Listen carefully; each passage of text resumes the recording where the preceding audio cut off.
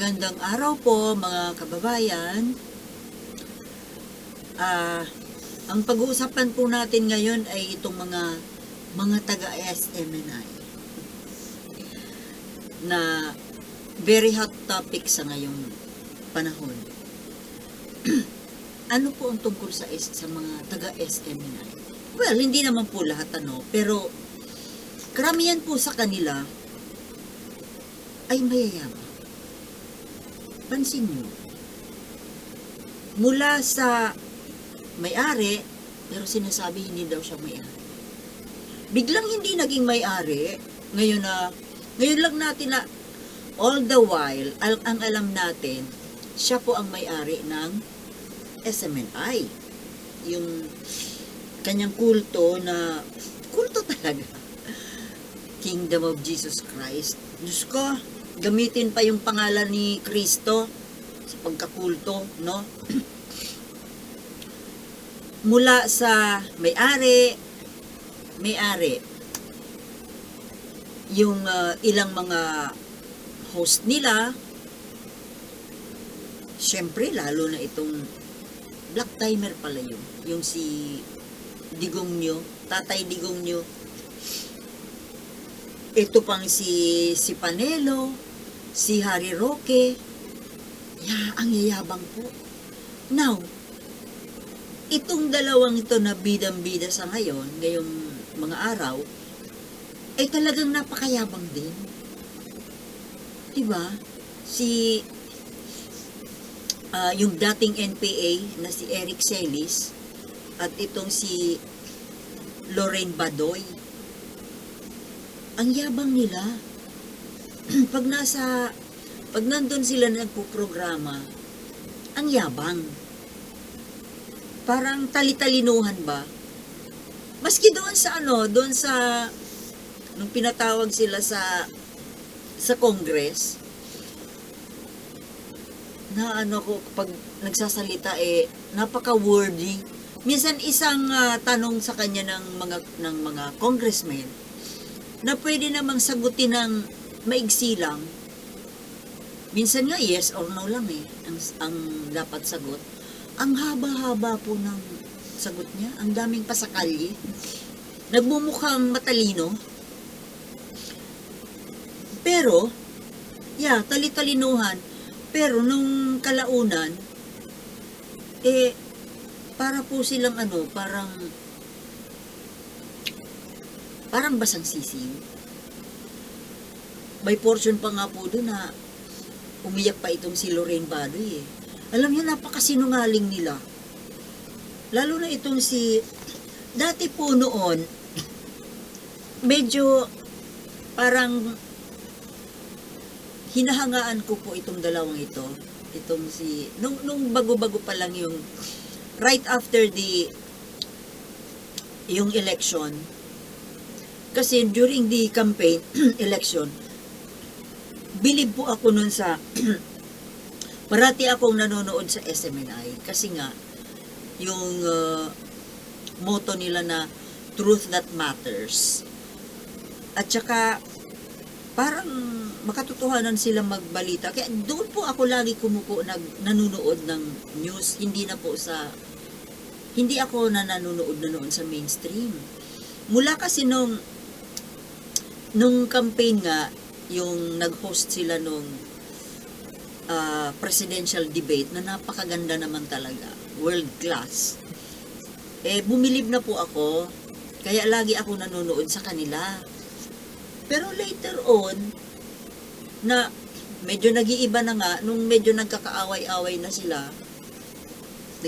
mayroon ng mga controversies between Sara and Romualdez.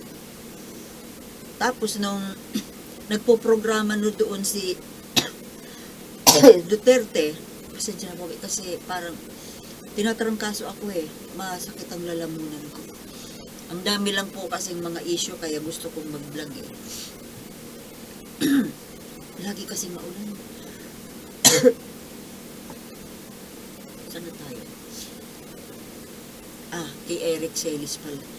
Yun na nga po, nung doon sa sa Congress, tameme sila doon. Yung hindi po kagaya nung pag nasa programming sila sa network. At saka nga po nung pagbalik nila, pero si Celis, si Ka Eric, parang pilit pa rin niyang ipinapakita na yung pagmamagaling. Siguro, para makover yung kasalanan niya. Kasi guilty nga po siya doon sa fake news eh. Nagsorry nga siya eh. Pero pagkatapos ng, tapos yun nga po, hindi siya napilit na ilabas yung, i-expose yung source niya. Dituwang-tuwa siya. Kasi parang, ang galing-galing niya, hindi siya napilit. Kaya pagdating niya doon sa pagbalik sa istasyon, sa programa uli, hala, nag-iba yung tono po. Ang yabang. Ang dami na niyang sinasabi doon. Na siguro mas maganda kung sinabi niya yon. Ano kaya kung sinabi niya yon nung nandoon siya sa Congress hearing? Bakit doon hindi niya yun nasabi? Tamimi siya doon eh, nung talagang nagisa siya eh. Nagisa silang dalawa ni Lorraine. At itong Lorraine, napakasinungaling. Idininay niya yung kanyang post. Eh siya naman talaga yun. Maniwala kung hindi siya. Siyempre dininay niya. Kasi yung wordings nung ipinost niya doon na yun nga, ina-attack nila si Martin Romualdez, yung pananalita, yung wordings, siya yun. At saka pangalan nga niya yung nandun. Pero ang sabi niya, marami daw na gumagamit sa pangalan niya na mga fake accounts. Tapang-tapangan, hindi pala marunong manindigan sa sariling gawa. Natakot. Kisyo may gumagamit sa pangalan niya. Excuse me. Yung mga pananalita, siya yung the same sa mga lumalabas lagi sa bibig niya. At ang sama ng mga sinabi niya tungkol kay Romualdez. Talagang paninira. Pero doon sa halata naman po na sinisiraan nila si Romualdez. Hindi naman ako tagahanga ni Romualdez, pero pinupunto lang natin dito, sana marunong manindigan sa ginawa o sinabi doon sa pinost niya. Tapos porque nagigisa siya, nagdrama-dramahan. Diba? Drama-dramahan siya kaysa nung hindi daw niya kayang siraan ng Kongreso kasi yung tatay niya dating Congress. Kesyo nung bata pa siya, maliit na bata siya, ano-ano siya doon, naggagala-gala siya doon. O di parang ano yun, nagyayabang na ipinaalam sa atin ng mga nakikinig na anak pala siya ng congressman na naglalaro-laro siya doon dati. Bakit ko? Wala namang pating relevance doon sa ano yan, sa issue na pinag-uusapan. Tapos pagbalik doon sa istasyon, taas-taas na ng boses, ang yayabang na naman. Para bang panalo sa dahil hindi sila napilit, i-expose, hindi pa naman yun ang katapusan ng hearing eh. May mga hearing pa na darating at maaaring ipatawag siya uli. Tingnan natin kung tapang-tapangan pa rin siya. Kasi hindi lang naman yan isang hearing eh. Bumibigat po ang kaso eh. Mukhang delikado yung franchise ng SMNI. At kailan ba sa Martes? O sa Tuesday pala may hearing ulit eh. Ewan lang natin kung sino ang ipapatawag. Kung si Celis pa rin ba. Sa totoo lang eh, sa totoo lang, hindi naman talaga si Eric Celis ang puntirya ng Kongreso, kundi yung SMNI mismo. O, yung gusto talagang tanggalan ng franchise ang SMNI. Bakit? Kasi nga, para palaganap ng fake news at nagiging instrumento po ni Duterte. At sinabi niyo na ginagawa ninyo, totoo naman eh. Isa po yun sa mga dahilan siguro. Para sa akin ha. Para sa akin, nagpapagamit kasi. Nagpapagamit itong SMNI kay Duterte. Tingnan mo, sa ibang mga TV networks, parang wala ka namang nakikita na mga nagpo-programa doon na bastos yung bunganga, yung nagmumura in public. O dito sa SMNI, meron nun. Diba, hinahayaan lang ni Kibuloy na nandun yun sa harapan, magkaharap sila, on national television mura ng mura. Tapos nag-uudyok ng pagrebelde. Inuudyukan yung mga tao, yung mga pulis, yung mga military na mag-alsa laban sa gobyerno. Dapat lang talagang mawala ng dahil masamang impluwensya po. Nabibrainwash po yung tao. Nagpapakalat ng kaguluhan, destabilization. O saan ba natin narinig yung kudita? Di ba dyan, yung destabilization? Yung wag daw magbayad ng buwis? Tapos panayang mura? At ito naman po si Kibuloy, ano ba to? Hindi natin maintindihan itong mga taga-SMNI.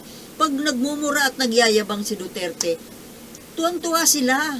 Nagpapalakpakan pa. Hello? Anong klaseng pastor ito? Kaya ayoko tawaging pastor eh. Kasi parang, ano ba yon? Parang hindi pastor. False prophet. Diba? Ano sa Tagalog yun? False prophet. Bulaang propeta. Oh. Di ba madalas natin marinig yun? Bulaang propeta. Tingnan mo naman ang pinagagagawa. My goodness. Saan ka makakita ng religious leader tapos may kaso ng human trafficking, sex harassment, sexual harassment, sex trafficking, tapos money laundering. Ang bibigat po na kaso yun. Ewan lang kung bakit kaya hindi yan di ba mayroon naman tayong extradition treaty with US? Bakit po kaya hanggang ngayon hindi yan hinihingi ng Amerika na ipadala doon sa Amerika para litisin doon? Diba? Alam ko may extradition treaty tayo, Amerika pa.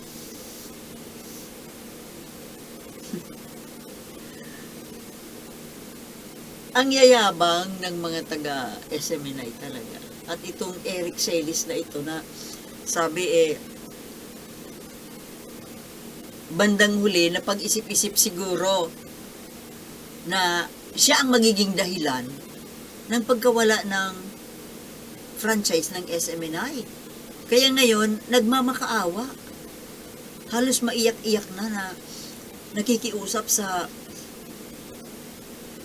Kongreso na siya na lang daw ang idemanda, siya na lang ang ikulong.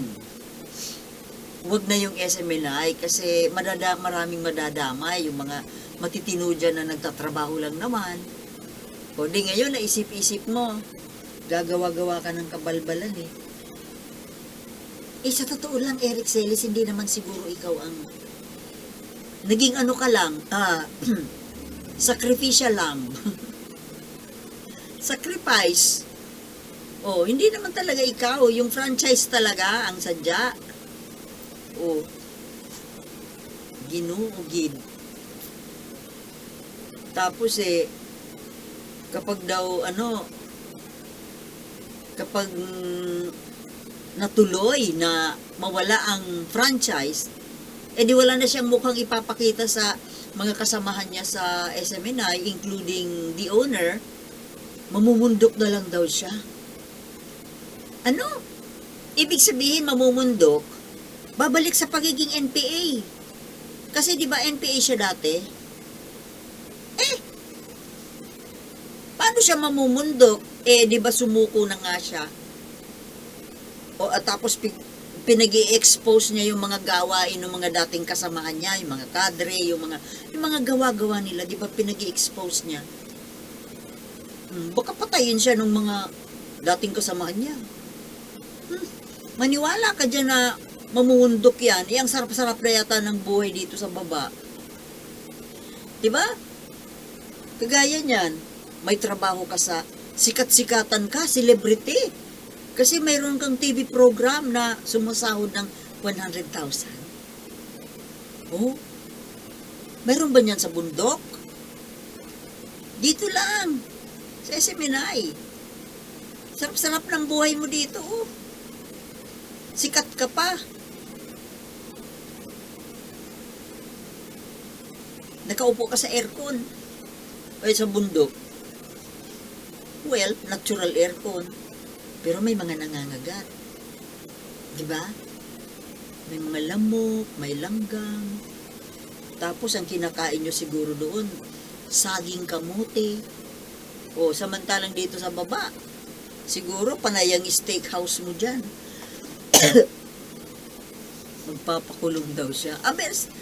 Sige, sabi nga, huwag hingiin. Baka ibigay sa'yo.